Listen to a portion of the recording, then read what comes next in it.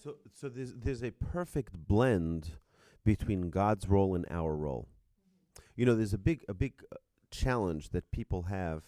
There's a a mitzvah for us to trust God. Just put your trust in Hashem, right? Which is called bitachon, which is trust. He's got it. He's got it worked out. But there's another thing that you can't just sit at home and say God will provide. Right? You got to go get a job. You got to go. You got to go. So how do they both fit? And it's a big struggle. So I think the best way to understand the struggle or to resolve that struggle is your job is not to stop pursuing no matter the outcome. Your job is to pursue. Your job is to go out and try. Send out your resume to 25, 50, 100 places. Never stop. What is his name? The guy from KFC. Colonel Sanders. He tried to sell his idea to 201 banks. 201 banks. Until the 201st bank said, okay, we'll try it. And then years later, he sold his recipe to his own company for many, many, many billions of dollars. Right? Unbelievable. Didn't stop trying. His job, and this is our job, the Mishnah tells us this. Lo alecha hamlacha ligmor. Your job is not to finish the task. Aval iyata ben chorin lihi batel mimena. But you're not allowed to stop pursuing the completion of the task. Whether or not I'm going to score that job or I'm going to succeed in this task, it's the results are irrelevant. It's the efforts that are not compromisable. Yes.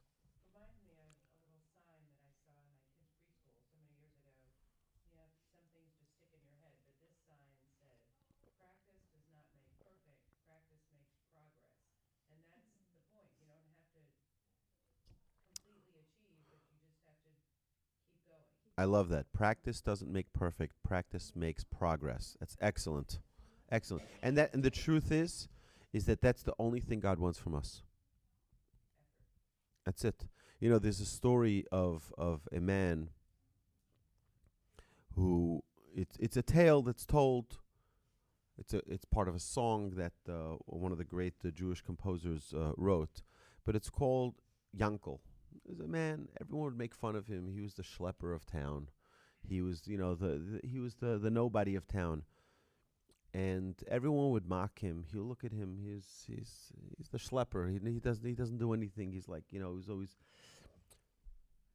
wasn't very intelligent. He wasn't very. One day the rabbi comes into synagogue at 2, 3 in the morning, and he hears someone crying. So he walks quietly, and he sees in the ark, behind the curtain of the ark is open, and there's Yankel, and he's praying, he's asking God, please, I keep trying, please, give me wisdom, please help me thrive as a human being. The rabbi heard this, and he says, I have to help him out. The rabbi sent him, and he became a world-famous scholar, and, after many, many years of hard work. But the idea is never to give up. We never give up. And that's the you think of how many times did the state of Israel have a very good reason to give up? Every day. Think about it. It's like, how many times can I wake up to people hating me? Right? And they continue to persevere. How many times can we wake up with arrows, like literally missiles facing towards our homes? And people wonder why Israelis are high-strung. Right? Did you ever wake up with the missile to your doorstep? Right? Yeah, of course they're going to be high-strung. They have the entire Middle East is with arrows facing our way. So, okay, we're a little off, but the idea, we're off topic here, but the idea here is to never, ever stop pursuing perfection. And by the way, we're going to work on traits. We're going to talk about traits, and we're going to say, I'm 1,000,000 miles away. The goal is not to travel that 1,000,000 miles. The goal is to start getting on that path. It's not to jog those 5 miles every day, but at least get started. Get started. Do 10 feet, do 20 feet, do 30 feet, do as much as you can do. Don't try to reach perfection yet, but don't stop pursuing it. Okay. The work of man is to run after the Shekhinah, the presence of the Almighty, right? With all of our might, without delay. This is Rizut. When we do a mitzvah properly, when we do it with the right enthusiasm, so there's not only the action, there's the inspiration behind it. And we have to distinguish, there's the letter of the law and the spirit of the law. So I can observe a mitzvah, but I do it with laziness. Like, I'm not so excited. I'm not energized by it. It's like it's pulling teeth. I don't really want to go to synagogue, but I'll go. I'll make you happy. Okay, Mom. Right? That approach. Or I can infuse it with an energy. I can infuse it with a motivation. I'm not going to waste time. I'm going to go do it and go get it done. So there's a certain energy, there's a certain force behind it that doesn't allow it to wither.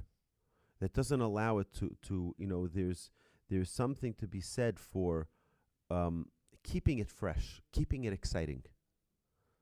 Right? When you just wait and wait, what happens is eventually the leaves fall off, and it doesn't have the energy, it doesn't have the excitement of being a beautiful flower, right?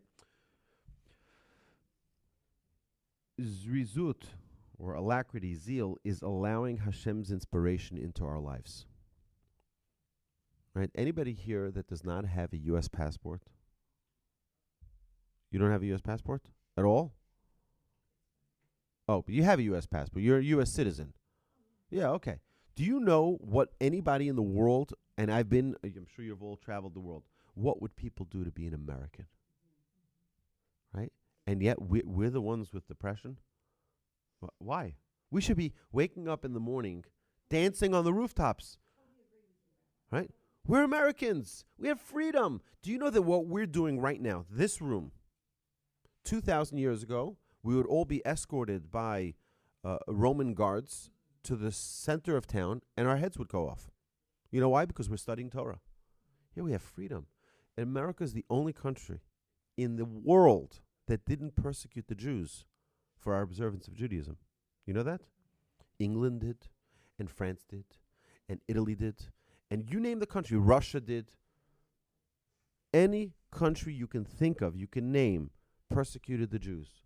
And our sages of recent, our modern sages, call America the Medinat de Chasidusa, right? A government of kindness. It's unbelievable, the privileges that we have here. We take for granted. We don't realize how blessed we are. But it's not only that. Who here, I once went to a conference back in March. I went to a conference, and, right before Shabbos, before candlelighting, they had this buffet like you can't imagine. I mean, I gained 10 pounds just by that weekend. The food is just ridiculous. Right? Of course, it's a whole kosher event, and people come to these events expecting to, unbelievable. And I'm just having a good time meeting people. Hey, how are you? I haven't seen you. Oh, where are you? Houston. Yeah, great. Okay, great. This is in New York. And then I see someone come in, someone about my age, on a wheelchair. And behind him, they wheel in 2 crates of oxygen tanks. And those oxygen tanks need to be replaced every hour. And there I am thinking to myself with total shock, where are my tanks? Where's my oxygen tanks? Oh, I have it built in. And I'm upset, and I'm sad, and I'm not dancing on the rooftops. Right? I don't recall having to go schlep those oxygen tanks. And how many people who sadly can't see or can't hear or are mute or whatever, people can't walk, people who can't move their arms, and I have that free. We have blessings for that. There is so much that we can be infused with joy and happiness and gratitude every single day, and we're like schlepping around. And I think it's sort of the more luxury we have, the lazier we become, the less satisfied we become. It used to be, my brother tells me that every $10 he spends on toys for his kids, they become 10 points lazier. He says, I'll give them a bat and a ball, go outside and play. Right? No toys. I told my mother-in-law, actually, I hope she doesn't hear this podcast. I told my mother-in-law, anything that requires batteries or electricity, don't give my kids. Nothing with batteries or electricity. I prefer them have a ball. I prefer them have a bat. Get them Legos. Let them be creative.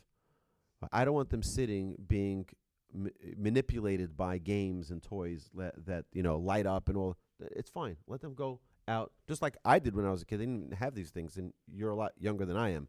So, right? So it's unbelievable that we're living in a world today where kids at the age of 1.5 already are playing on iPads and they know how to move screens. Like, it's unbelievable. I'm a techie. My children look at me as if I am a dinosaur. Right? It's amazing. But either way, we're not happier because of it. We're not more motivated because of it. We're lazier. We're a lazier generation than almost any previous generation. Because we're accustomed to just like, we can click a few buttons on our phone and there it is on our television. We can manipulate and the truth is, we can benefit from it, but we can't lose the appreciation and the enthusiasm, right? I have what we call a smart home, right? And I can do everything from my phone. Turn the lights on, lights off, the air conditioner on, off, everything from my phone, from a tablet, from anything. It's unbelievable. Right? You can be across the globe and you can control everything that goes on the house. You can see with all the cameras. It's really amazing. But it's taking away perhaps our energy, our excitement, our motivation to do things. Because if I have to get up from my seat to do it, it's such a drag. Right?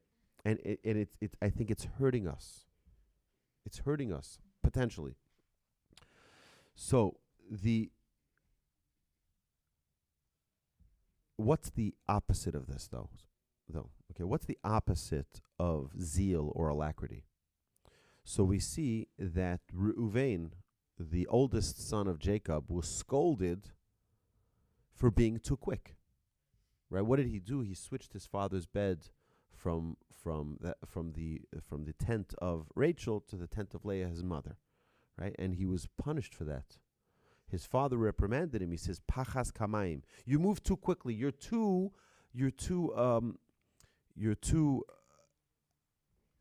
impulsive. That's the word. Thank you. You're too impulsive." Meaning it means there must be balance. Everything in Judaism. If you want to know what I call the definition, if I wrote the dictionary and I wrote Judaism, I would put the definition of Judaism is balance. That's what Judaism, it's balance. With every trait, with every mitzvah, it's always balance. That's I think the most accurate definition to Judaism, right? Reuven was scolded for being too quick in judgment. Right? He was motivated, he was enthusiastic, he was excited. So you got to be careful. You can't. It means we have to have a balance in the way we act. The opposite of zrizut, of alacrity, we think is laziness, but that's not true. It's lowliness. It's shiflut. Lowliness. I'll explain what that means. Lowliness. Low. Right? This lowliness is dressed in many different subtle ways. Right? Laughing off serious matters can be shiflut. Okay? So if we have something, an important topic that needs to be discussed, and we just laugh it off, we brush it off. Right? What we're doing is we're diminishing the respect we have for that idea. So we're lowering it. To say about something inspirational that, it isn't for me. Why are we doing that? Why are we pushing it off? We're pushing it off perhaps because of shiflut. We're lowering it. We're diminishing its value. So when we have proper value for something, we have enthusiasm. When we don't have the proper value for something, when we're lowering it, it doesn't mean anything. So why should I do it? That's the struggle. So the more value something has, the more excitement, the more energy we put to it, the more enthusiasm we have. It's very interesting that it says Zrizin, those who are quick. It's a Talmud tractate in Psachim. In the Talmud, it says Zrizin, those who are quick, Makdimin lemitzvot, right? They advance themselves towards a mitzvah, right? Because if to me a mitzvah is worth something, I'm not going to waste any time. It's not the idea. People think that, again, the word in Hebrew can be taken out of context and said, you do it quickly. You don't do it quickly. It's just you do it without it losing its excitement, its luster, its energy. Okay? Mitzvahs are advanced to them. The more they rush towards mitzvahs, the more opportunities we allow for doing mitzvahs. So it says, mitzvah goreret mitzvah. Right? A mitzvah leads to another mitzvah. Avera goreret avera. A sin leads to another sin. So what comes first, the chicken or the egg? Right? Do I do the mitzvah and then another mitzvah comes? Do I do the sin? Like, where are we? Well, where's our enthusiasm? If our enthusiasm, if our motivation is to do a good deed, you know what will follow it? Another good deed. Because that enthusiasm grows. But if I have this lowliness where I keep on pushing things off because it doesn't mean anything to me, so then I push off one thing, I'll push off another thing, I'll push off another thing. So we have these two worlds. One could be a world of inspiration, a world of lowliness. These are the two polar opposites here that are struggling against each other. One is going to say, oh, come on. Yeah, synagogue, you became suddenly so righteous. You're going to go, right? I've heard people tell me, like, Rabbi, I don't think it's right for me to, we just started a new project. Hopefully you'll see it in the next couple of weeks, next couple of days, hopefully. But these light switches. So it's a big challenge on Shabbos, because we have certain habits. We walk into a room, we flip on the light, right? So everyone has this, right? From the most observant to the least observant, everyone has this habit. But what do you do on Shabbos when we're not supposed to use electricity? So sometimes we can make that mistake. So this company in New York made this brilliant idea. They came up with this brilliant idea. They're going to make light switch covers, right? And it's a magnet. It sticks to the two screws that are on top and on bottom of the switch, and it's a magnet. And you put it on, and that way, for Shabbos, and one of my children has the job. He goes to each room. He puts the magnet on the light switches, so that no one by mistake turns it on or off on Shabbat. And that's his pre-Shabbat job. And everyone has a job for Shabbos. That's what we do in our house. And so we had this idea at Torch to give this out to the entire Jewish community in Houston. One light switch cover, or as many as you want, free. And just take a single step towards Shabbat. A single step. And I had someone tell me when I was talking about the idea, they told me, something? I feel like I'm a hypocrite. He says, I don't observe Shabbat. I drive. I use my phone. I go places. I travel. I do things. And now I'm covering my light switch. So I said, you're making one of the 4 fundamental mistakes Jews make about Judaism, in that we think it's all or nothing. And it's a huge fundamental mistake. We don't believe in all or nothing Judaism. We're not all in or all out. Whatever we can do, we push ourselves to do. Whatever we can't do, we'll get to a point where we're ready to do it. Right? We take the step we're ready to take. What's that? Okay, yeah, we have the funeral. So, my dear friends, thank you so much. We'll continue this, God willing, next week. I look forward. I'm very excited to be on this journey with all of you. If you didn't sign in yet in any of the previous weeks, please do, because we're putting together the email list so that everyone can get. Did everyone get a reminder for this class? You did? Okay, great. My email is awolbe@torchweb dot web.org.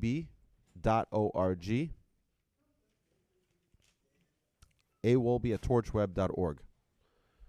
I welcome your questions, comments. Anybody who wants to get together for coffee, I'm always available for coffee. We can get together.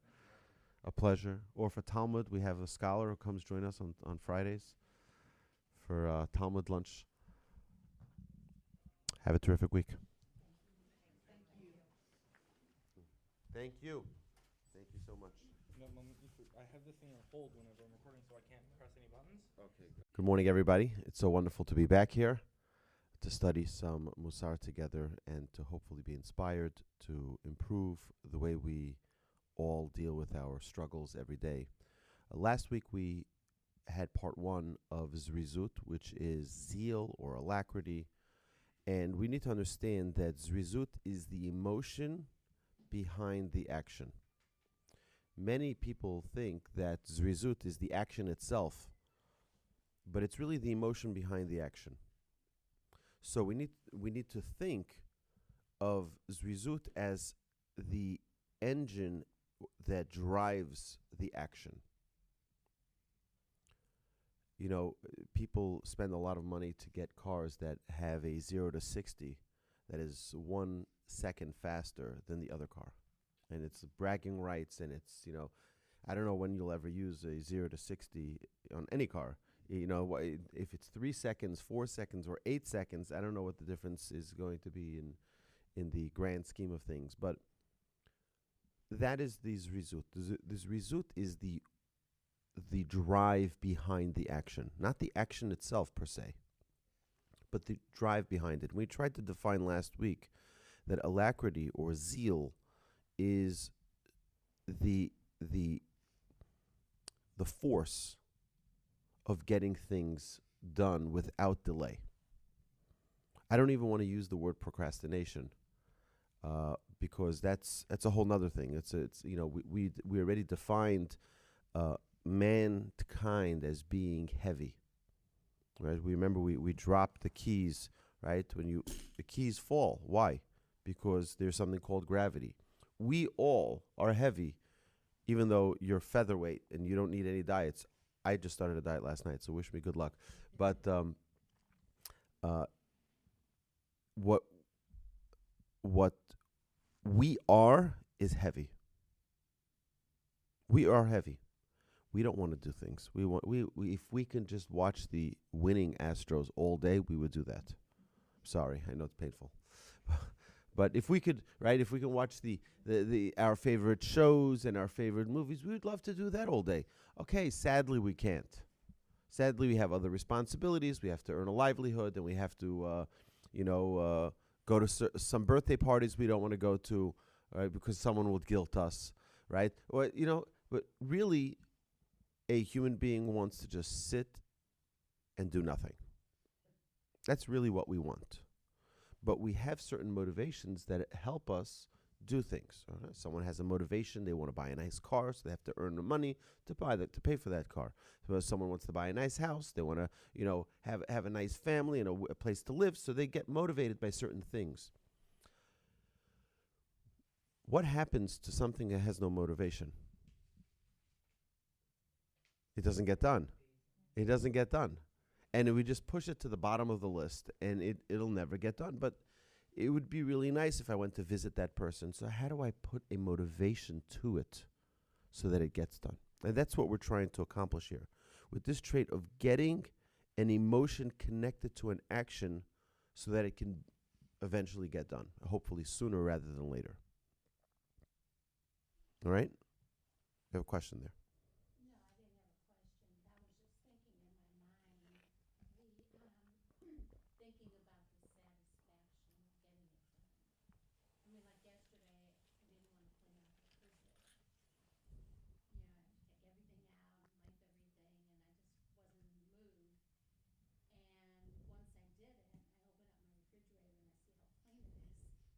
It's like,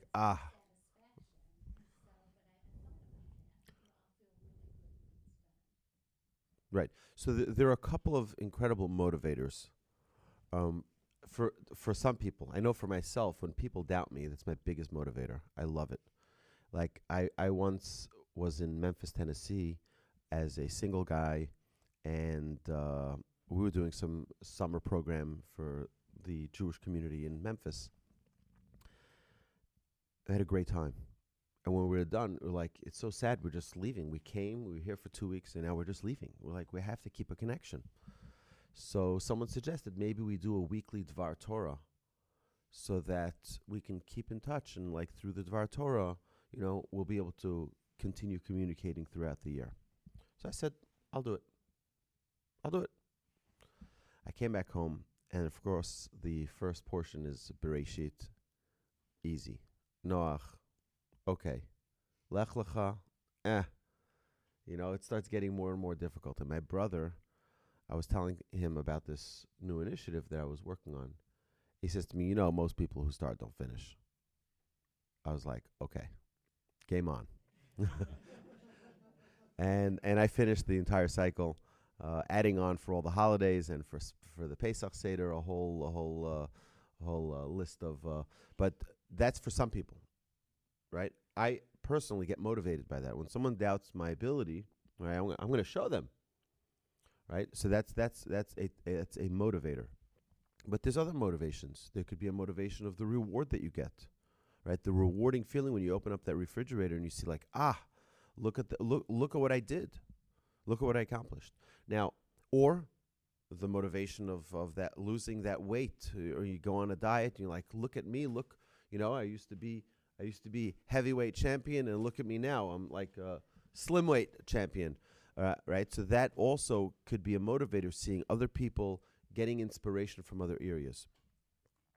But what do we do if we don't have that enthusiasm? It's like that phone call you don't want to make. So what do we do then?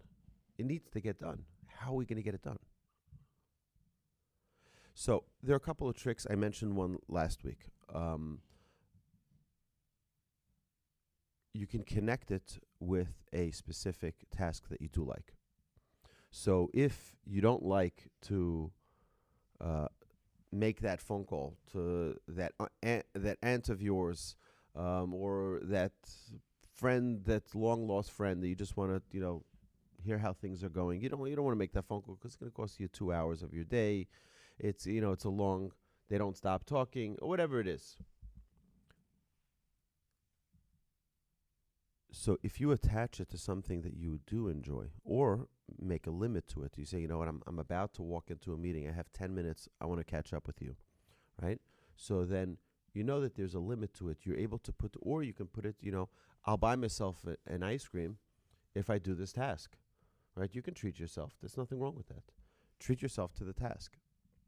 But the idea is to be living in a world, in a life that is motivated, that is proactive, not falling behind and never getting things done.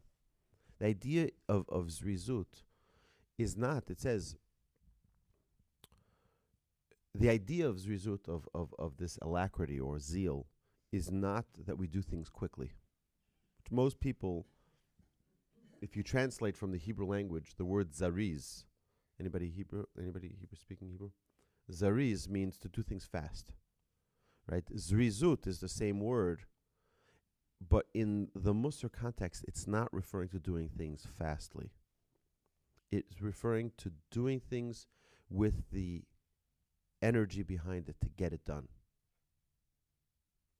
It's overcoming the lazy tendencies that we all have.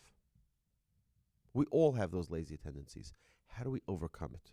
How do we infuse what we do with a motivation so that we're energized to get things done? Right. Another trick that I mentioned last week was, for me, one of the things I really don't like is going jogging. Like, I need to, but I don't like it. So what I do is I say, you know what? I trick myself. I'm not going to go jogging. I'm just going to put my jogging shoes on. I'll be dressed for jogging, right? And once you're dressed for jogging already, you're already halfway done, right? So you might as well just go, right? So you sort of trick yourself to get to a point where you're doing the things that you really don't want to do. Okay, so we have to think about this in every area of life. If there's a book you need to read, but you really don't want to read it, you say, you know what? I want to go get my coffee, but first let me read 10 pages and then I'll go get my coffee. So you bargain with yourself. Right? Because the things that we want to do will get done. Things we want to do, things that we're motivated to do, we're going to get them done. Yes?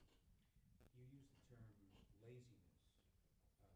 I look at more procrastination. What's your distinction between laziness W- and procrastination? Procrastination is the result of laziness. Means when I'm lazy, I just don't want to do anything. I want to just sit back and watch the game. So I push things off. Really, if I wasn't lazy, I would get it done right away. For me, I'll tell you personally, the way I get things done is I make myself a list. We're gonna talk about this. Hopefully, the next topic we're gonna talk about is gonna be order.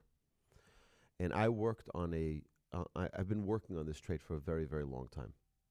It's one of my bigger struggles of order, more of time order, and I created a worksheet for myself in how I manage my days. And typically, when I have, let's say, 10 tasks, I'll write those 10 tasks on this sheet, and I will mark myself at the end of every day on how that day went with all of those tasks. Anything that's left over, I move on to the next day. I have to show it to you, and we'll get to it when we talk about order. But the idea is that we all have, particularly today, we have hundreds of different tasks that we need to do, most of us, right? Every day, we have different tasks that we need to do. How do we get them all done? Well, the things we're motivated to do, we do. Want to go pick up that dress that's being altered, and we're very excited about it, so we'll go pick it up. We're very excited about that. How about making that arrangement for a friend who's coming to visit, and you're like, you really don't want to deal with that now, so we push that off. How do we get a motivation behind everything that we do? Okay, we're defining this. Is it clear? Right? I'm sure we all struggle with this in some way, because we all have the same tendencies. The tendencies of just not now. Just not now. Yes. Sometimes I find the biggest motivation is just knowing that I will no longer have that nagging in my head when it's done. Right. It's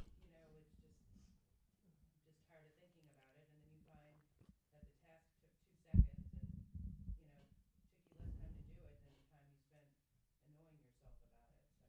So that is a motivation for me. That's a great motivator. If one can get that motivation to just like, no, okay, I need this off my list. Done. It's funny because the day before I travel, it's like, the 90-10 rule. You get 90% of the work done in 10% of the time, and 10% of the work done in 90% of the time, right? So I'm the 90-10, right? In 10% of the time, I get 90% of the work done. It's like all cylinders are firing, and just get it done.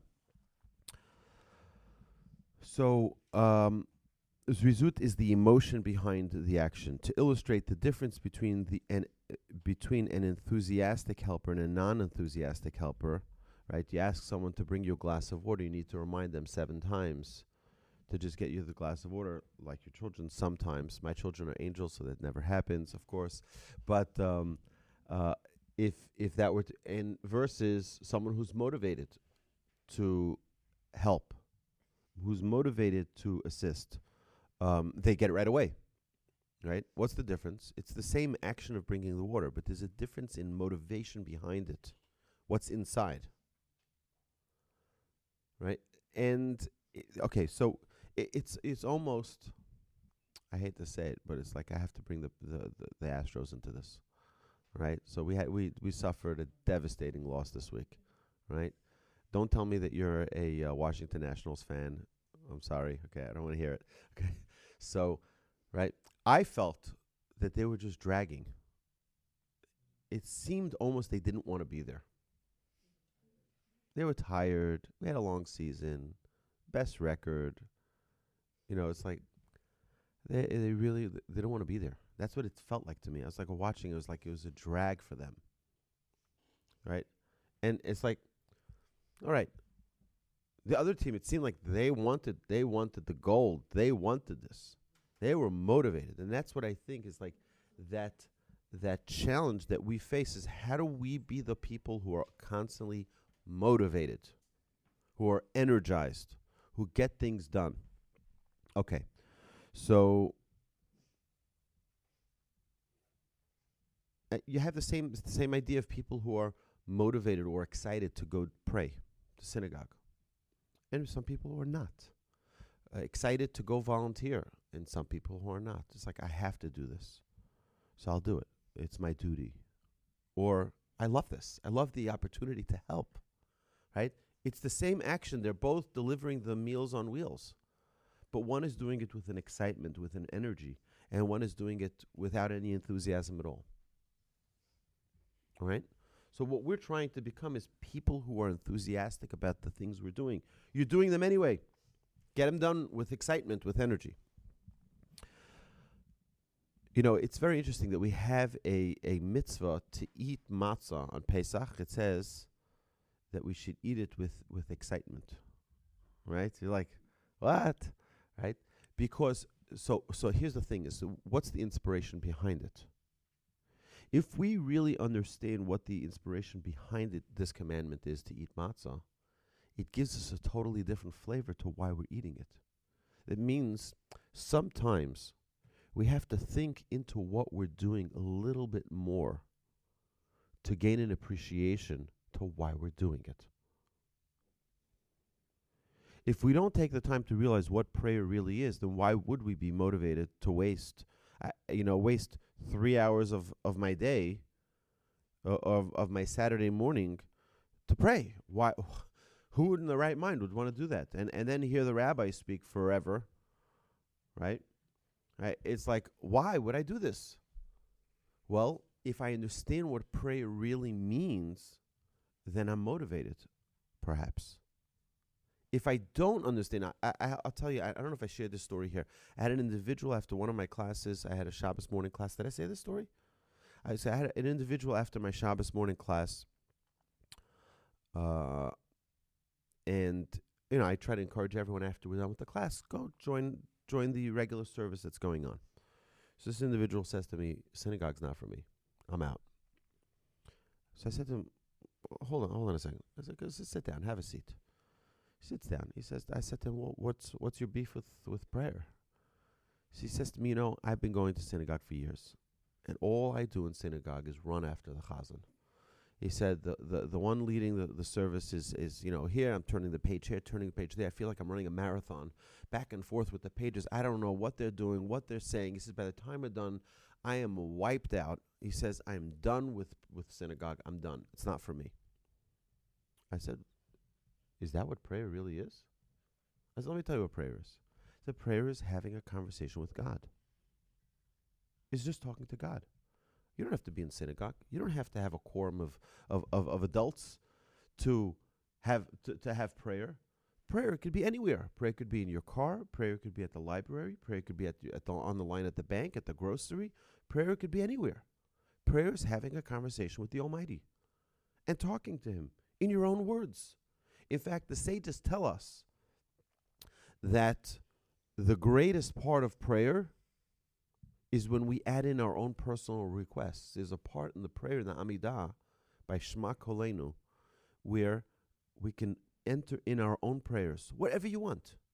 And according to many opinions, at the end of each blessing of the Amidah, you can add in your own personal prayer. So we say, Slach lanu avinu ki chatanu, God forgive us, right? And then you can add in right before the Baruch Atah, right? You can add in your own personal request. And we ask for wisdom. You can ask for your own prayer. God, help me with this. I'm facing a certain challenge. Help me have the wisdom to deal with this properly. Healing. I have some friends who are struggling, a relative who's struggling. God, can you send them healing? And you can add in your own personal praise. And our sages tell us that's the most desired part of the Almighty's side of prayer. He wants to hear your personal request. Great. It's important for us to say the prayers in the way that our sages prepared them, because they deal with certain heavenly powers and forces that help have that mercy that we need for our prayers to be answered. But to put in our own personal requests, right, that's the most important part of prayer. So I said to him, prayer is not running after the chazan. That's not what prayer is about. Prayer, go in, close your eyes, and talk to God. Close your eyes, open your heart, and just talk. For anything. Ask for your children, ask for your parents, ask for your friends, for your neighbors, for your community, for your people, for your nation, for the Astros, right? Right? Pray. That's what prayer really is. It's almost, it's sad. It's sad to see how many people I'm involved with on a regular basis, students, people who come to learn at Torch, that tell me that they're disenfranchised with the synagogue experience. They don't want to be members anymore because it's become such a drag for them. And it's so expensive. And it's so, right, I'm sitting here in a synagogue. I hope they don't throw me out. But what we really need to do is make workshops for what prayer should be. Just to learn how to express ourselves. And people think, like, God really doesn't care about my issues, my little quabbles, my little, worries and fears. Oh, he sure does. If any of our children had any challenges, we would want to hear about them, even as small as they might be. And we want to be able to encourage them or tell them or help them, guide them in any way possible. Why is God any different? Why is God any different? God wants to hear every one of our challenges. Also our Astros. Absolutely. God wants to hear that. He wants it. Prayer is a conversation. Yes. No. We are the big things. We are the big things. In God created the world, the entire world, for us, for you. Do you know that the Mishnah in Sanhedrin tells us a person must say every day, Bishvili nivra ha'olam. The world was created for me. For me? Yeah, for me. For you. The world was created for you. That doesn't mean that you're on an island and you can be selfish. That means you have to undertake a responsibility and recognize that God gave an entire world for you to experience with your parents, with your siblings, with your friends, with your neighbors, with your experiences that you had in your life. Everything is perfect for your challenge that you're going to face throughout your lifetime. It's a perfect world for you to deal with everything that comes your way. I've given many classes on this topic. Might be able to find them on YouTube. But there's a lot that we need to understand that God, what are the big things in this world? Humanity. It says, the Talmud in Tractate Sotah in the beginning says, what is God busy with all day? What is God busy with? What is he dealing with all day? All day. What is God dealing with? Sages tell us, this is the Talmud, okay? God is busy making shidduchim. God is making matches. Now let me explain to you what that means.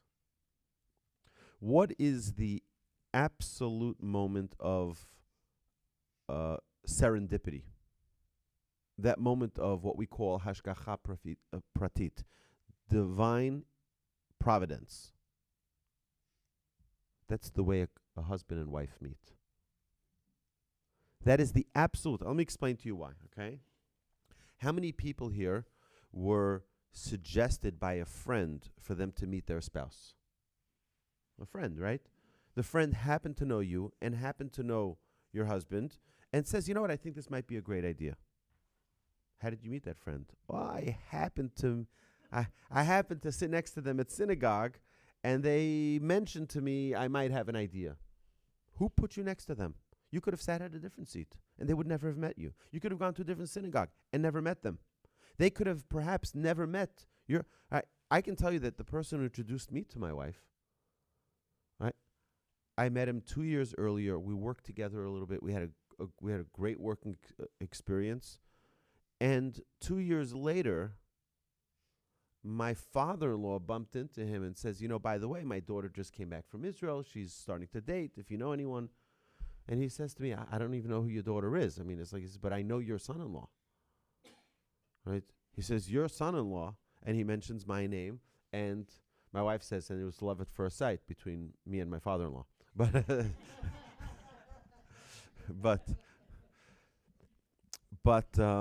it's like what worlds needed to turn around for me to even meet this individual,